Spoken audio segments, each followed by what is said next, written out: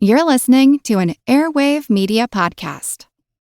Get cash for clothes at Plato's Closet in North Charleston and West Ashley. It's so easy. Recycle, earn cash, repeat. We pay cash on the spot for your trendy, gently used clothing, shoes, and accessories. At Plato's Closet, we buy all seasons, all day, every day. It's time to clean out your closet and cash in. Bring in your denim, graphic tees, athletic wear, shoes, handbags, and more. Sell your styles to Plato's Closet for cash. Then, do it again. Plato's Closet, located in West Ashley on Sam Rittenberg Boulevard and North Charleston on Rivers Avenue.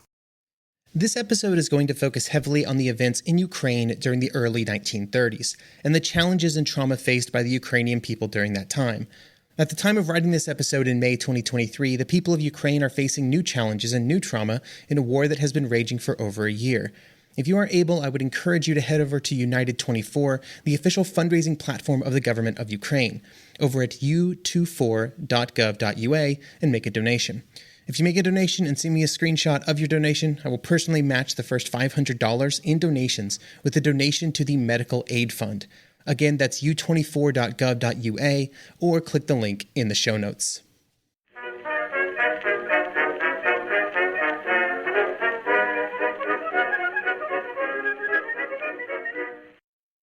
Hello everyone and welcome to History of the Second World War, episode 136, The Soviet Union, Part 6, Holodomor.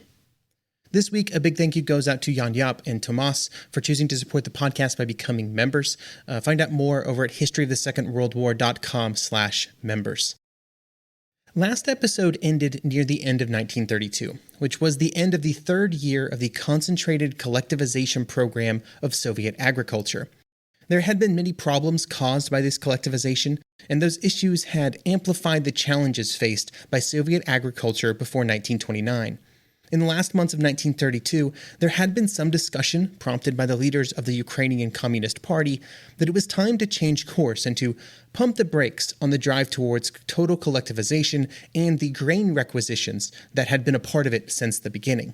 Some felt that this was necessary because the collectivization efforts were causing a further drop in agricultural production, and along with the serious food shortages caused by the requisitions basically happening throughout the Soviet Union, that many of the most productive agricultural areas simply didn't have enough food, and famine and starvation was all over the place. These famine conditions were caused not by a lack of production of food that was still being produced in places like Ukraine or Kazakhstan, but instead the vast majority of the food was being requisitioned and used for other purposes. There was a very serious negative feedback loop that the rural areas were stuck in. They did not have enough food, so punitive measures were taken by local authorities and leaders in Moscow to push them towards collectivization and then also towards greater production by punishments, by taking food. This resulted in a wave of arrests as people hoarded food or tried to keep food for themselves, and deportations to Siberia and other measures were put in place.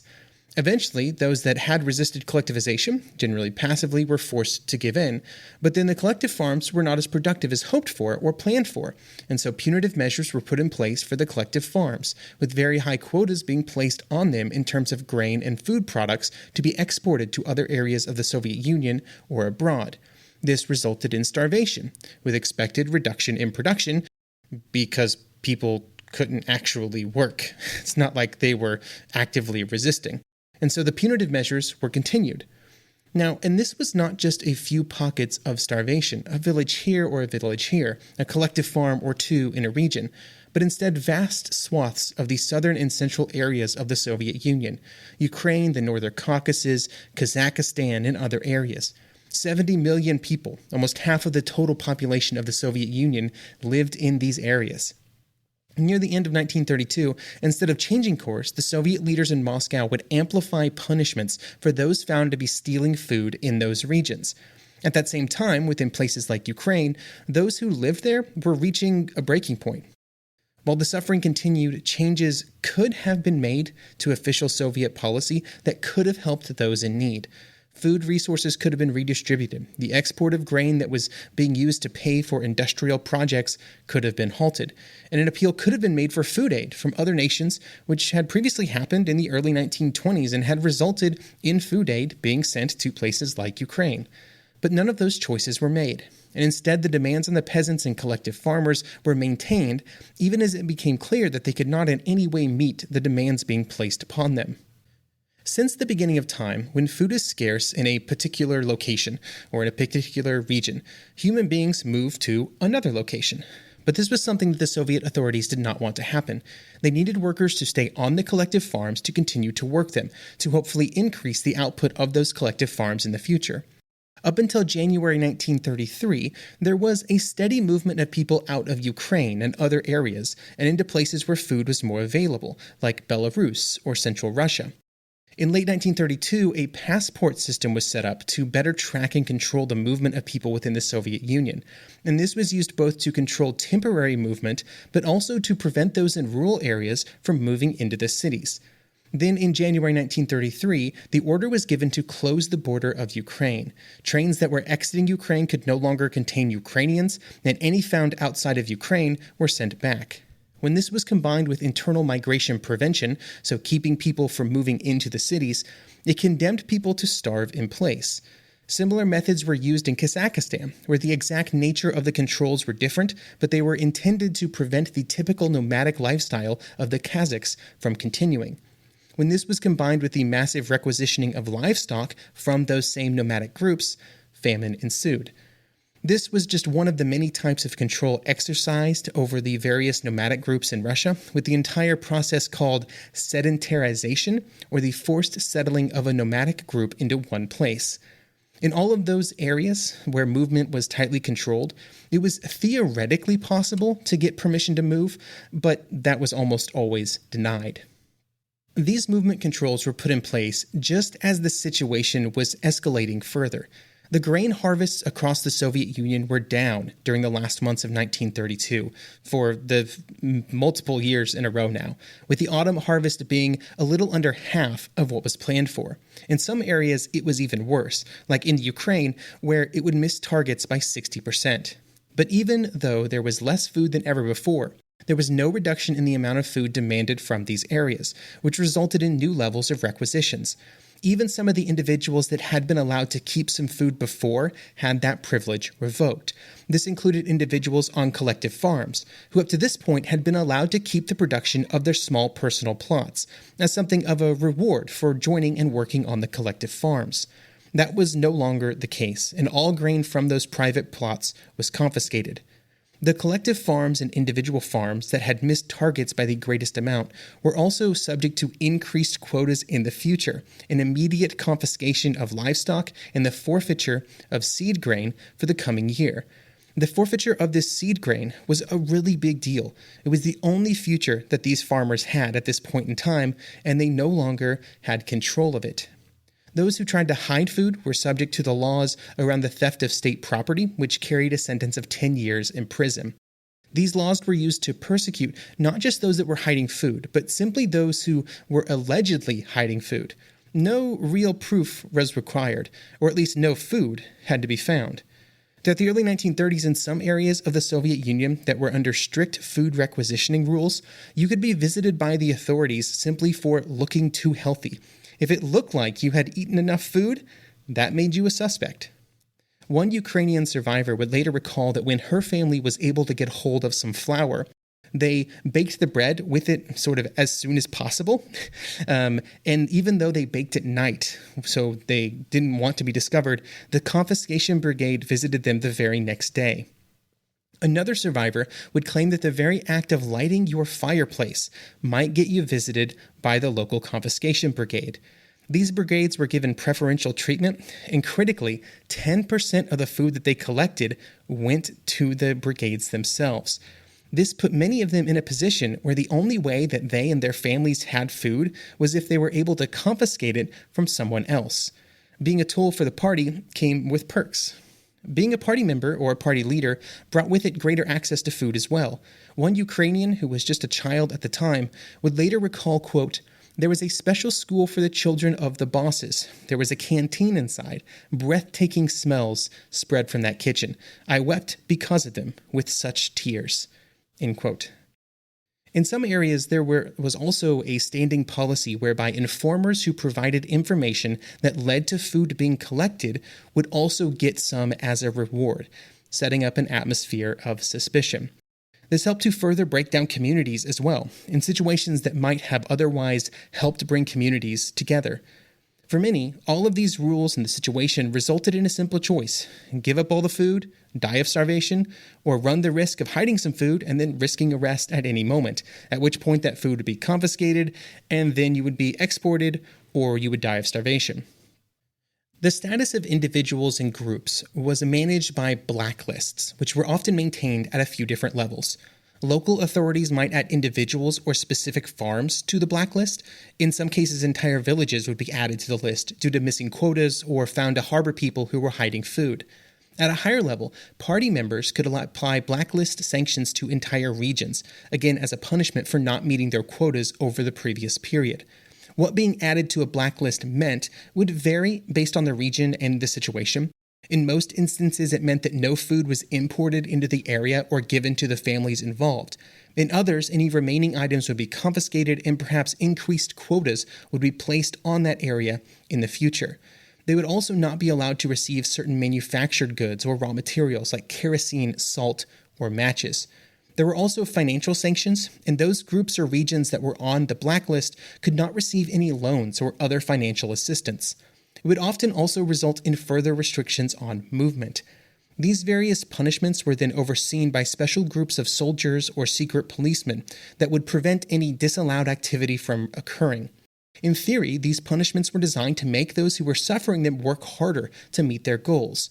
But in many cases, it would have the opposite effect. Even if some farms or villages wanted to work harder, the sanctions prevented them from doing so, robbing them of their livestock, equipment, tools, and their food.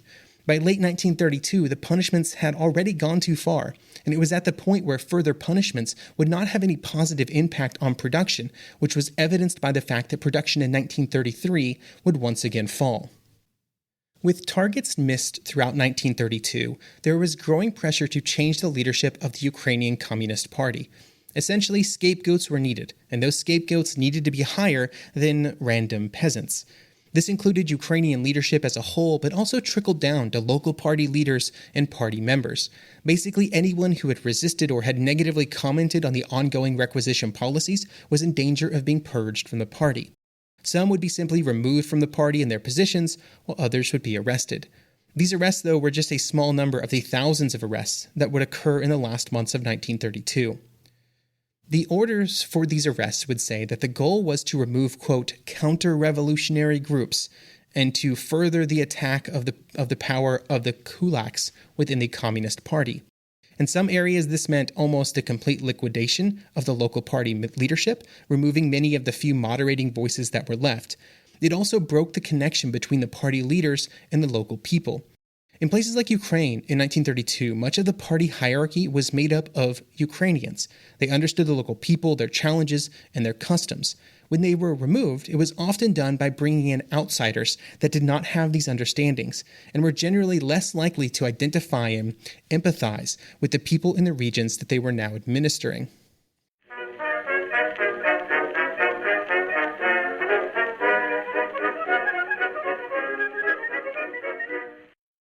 A new year is full of surprises, but one thing is always predictable: postage costs go up. Stamps.com gives you crazy discounts of up to 89% off USPS and UPS services. So when postage goes up, your business will barely notice the change. Stamps.com is like your own personal post office, wherever you are. You can even take care of orders on the go with the mobile app. No lines, no traffic, no waiting. Schedule package pickups, automatically find the cheapest and fastest shipping options, and seamlessly connect with every major marketplace and shopping cart. There's even a supply store where you can stock up on mailing supplies, labels, even printers. Stamps.com has been indispensable for over 1 million businesses just like yours. All you need is a computer or phone and printer. Take a chunk out of your mailing and shipping costs this year with Stamps.com. Sign up with promo code PROGRAM for a special offer that includes a 4-week trial, plus free postage and a free digital scale. No long-term commitments or contracts.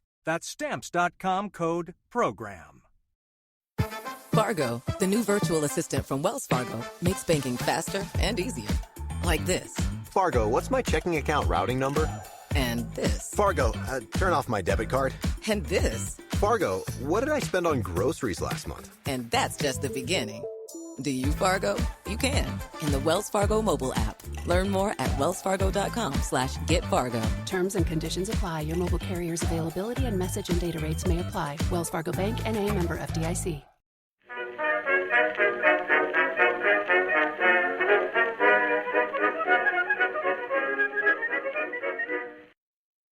After the screws had been tightened on the farmers during the last months of 1932, with no positive changes being seen, there would be mounting pressure, even at the very top, in the early months of 1933 to do something, anything, to make Soviet agriculture more productive. But there were barriers in place, at least mental barriers, to making such change, primarily caused by who was being blamed for the problem, which were the collective farmers themselves. Up to early 1933, many of the increased requisitioning and amplified punishments that had been put in place with the reason that it was the farmers themselves and their resistance that was the problem. To quote a physician from Kiev in early 1933, quote, "The politically harmful theory that the starving people themselves are responsible for the famine is prevalent among leaders and the rank-and-file workers. It is claimed that they do not want to work, so in that case, let them croak. No pity there." End quote. This mindset clashed with the ways being suggested to change policy, which would involve an increase in the amount of private plots that were allowed, along with a large reduction in requisitions, and maybe even the introduction of food aid for the hardest-hit regions. But eventually, there were only two choices: make changes or just see the entire population in those areas die. And so changes were eventually made, with the permission and at least begrudging support of party leadership. The first change was the introduction of food aid in May 1933, with food being shipped back into regions like Ukraine that had been hardest hit over the previous years.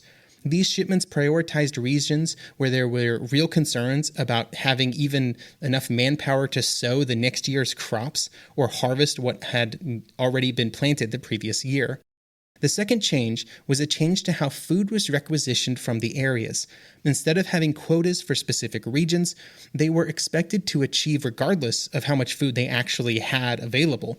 Instead, it was changed to a percentage-based system. This fixed the problem of requisitions completely emptying areas of food and introduced a more rational system that allowed for enough grain and food to stay in the area to support the farmers while still taking a percentage for the state.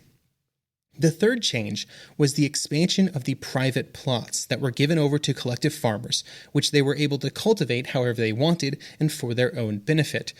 This was very important not just from a numbers perspective. These were often the most productive areas, even though they only were a small bit of land, but also just from a mindset perspective. Allowing the peasants their own little piece of land made them feel more secure and that they were able to take care of themselves. The fourth change would also be made in May 1933, when any mass arrests and mass exiles were ended by decree of the Central Committee. The favorable view on this is that there was a recognition that the arrests were bad, but the reason that is just as likely is that there were so many people already in prison that there might not be enough people to bring in the harvest. But it did remove one of the primary ways in which the peasants had been punished over the previous years. All of these changes would be made early in 1933, but even with them, assistance was still needed to bring in the harvest in late 1933, with large groups of urban workers and students being sent to the rural areas to provide additional manpower. It would take time for areas to recover from this period of starvation. In Ukraine, there would be some areas that could not be sown during the spring of 1934 due to lack not just of manpower, but also of seed grain. And it would take years for life to return normal, or to anything like normal, for many of the new collective farmers, especially in the hardest hit areas, although agricultural production would increase throughout the 1930s. Unfortunately, some of the areas hardest hit by the famines of 1929 to 1933 would see some of the greatest atrocities during the Second World War. This brings us up to the point in the episode where we talk about numbers. Numbers can often feel like a callous way to discuss human suffering, but I think it's important for these events in the same way that it's important for military campaigns. And much like military campaigns, trying to determine the number of people who died due to the famines in the Soviet Union during the early 1930s can be difficult. The first challenge was the general denial that there was a famine and that it was large and prolonged enough to cost a large number of lives. This denial was official party policy, both at the time and in the years that followed. The impact of this kind of denial is that there were no newspaper articles about it. It was not necessarily discussed in official party speeches, and there was not an effort to put together a list of those who lost their lives. But there are still documents that modern historians can rely on. There are a set of Soviet censuses that were taken, but unfortunately there's a gap in these censuses between 1926 and 1937, with the time period between being the point of greatest suffering. There are also death certificates and death registers, most of which were not declassified until the 1980s. But there's a serious issue here with incomplete data. For example, in 2007, only about 42% of the area of Ukraine was covered by known death registries. This makes estimation and extrapolation possible, but always introduces some flimsiness into those numbers. There's also the challenge of how many difficulties were experienced by some groups during the 15 years between 1930 and 1945. The occupation by German troops after 1941 would see widespread destruction and death, which impacted the records and the memory of the years of the famine. But thinking just about what we know about the deaths that were caused, we've mainly focused these last few episodes on the period between 1929 and 1932. The deaths caused by the famines would actually peak in early 1933 and then would continue and would only slowly decline all the way to late 1934. But looking just at the numbers, there's a very wide range of them for the deaths caused by the famines, numbers that have varied greatly based on the time that the estimate was given and the source of those numbers. Estimates have been as low as tens of thousands, which is almost certainly massively too low. Then they range up to the high end of around 10 million, which is probably too high. The best, most recent numbers that I've found are around 3.5 to 4.5 million, with most sort of quality research since the fall of the Soviet Union being roughly within that range. This also, it should be noted, just includes areas of Ukraine, because other areas like Kazakhstan are even more difficult to tabulate numbers for. There's also the concept of indirect losses, which are also quite challenging to determine. These would be, for example, the decrease in births during the years in question, which are, of course, a bit more challenging to determine and require a good amount of estimation. So how did we arrive at this 3.5 to 4.5 million number? Well, the numbers are primarily drawn from two sources: local files and documents that recorded deaths during that time. Now, these are in no way complete, but they provide a basis for some statistical estimation. Another data point is the 1937 census. The numbers for this census are interesting because it was the first time in 10 years that a census had been completed in the Soviet Union. It was estimated before the census that there would be around 170 million people. But then when the figures came back, there were only about 162 million. This represents a marked decline in the growth of the Soviet Union, and basically all reports of its population between 1927 and 1937, because the official estimate for 1934 was that there were already 168 million people. You can see how that's already bigger than 162, and that's 3 years earlier. With these census numbers, though, with the 162 million people, you can use numbers and you kind of look at the percentage of population in certain areas, and it can feed into other estimates about how many individuals may have died between the years 1929 and 1934. It might also be worth noting that the leaders of the census effort were arrested and imprisoned after the real numbers were known, with the reason that they were lying or purposefully deceiving with their results, which there isn't a lot of sort of evidence of. So anyway, they use math, they look at the numbers, and they kind of come up with this 3.5 to 4.5 million number. One more challenge that should also be mentioned: while it can be easy to boil down the consequences of the famine years to deaths, the effects were much more widespread.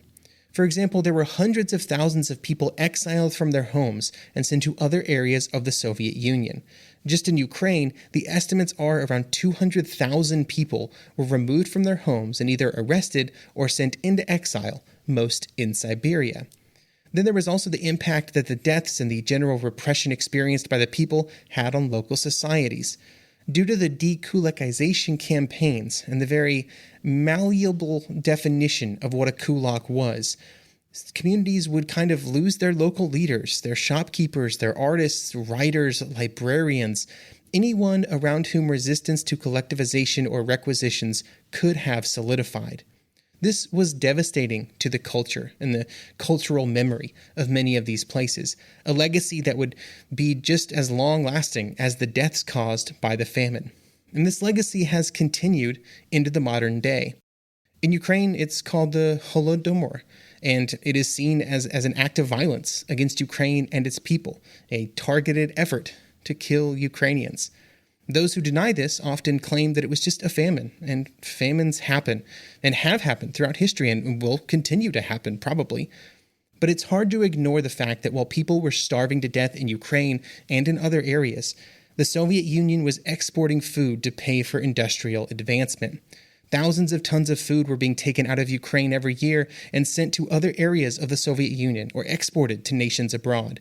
And this was known, along with the suffering experienced by the peasants, right up to and including Stalin. They knew, they understood, and they made decisions and took actions not to solve the problem. And it could have been solved, but instead, they made it worse. The legacy of those decisions continue, just like the legacy of many decisions from before and after the Second World War continue to be felt. As of the writing of this episode, there's a war that has been raging in Ukraine for over a year. The stories passed down through generations, stories of Soviet blacklists, of requisitions, starvation, confiscations, and deportations passed down by parents and grandparents, play a role in how that war is viewed by Ukrainians. A living, painful, tragic reminder of the legacy of the Second World War, its prelude and its aftermath, even 90 years later.